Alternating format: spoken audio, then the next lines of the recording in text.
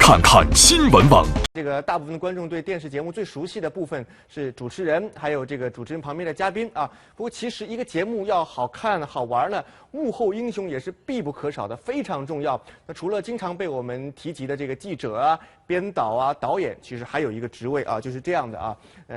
我们说只闻其声不见其人。今天我们采访的这个对象呢，就是被各大节目制作人啊称为少了他节目就不再有趣的最厉害的音效师。在这儿呢，我有几句话想要说。通过前2场的录制节目呢，我遇到一个我非常非常心动的男人，他就是我们的音响大师阿咪老师。啊？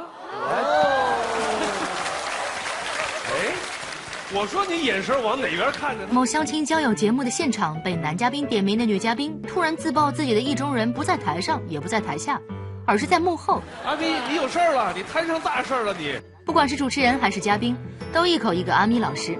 你也许早纳闷了，这个被键盘包围的貌不惊人的中年男子到底是谁呀？简而言之呢，他就是现在最红的音效师。他就把我量拉到正面。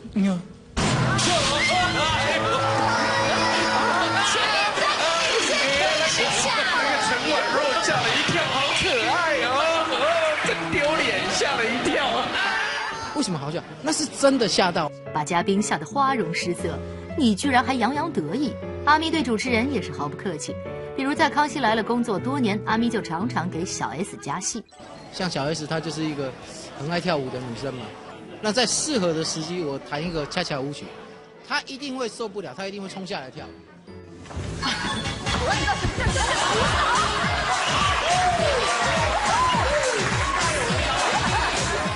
虽然在节目中常常被提到，不过阿咪还是习惯躲在被键盘屏幕包围的方寸之间。对他来说，做每个节目的第一个观众就是工作最有趣的地方。其实我是一手观众，只是我可以出声，但我不是透过麦克风，我是透过音乐啊、音效啊。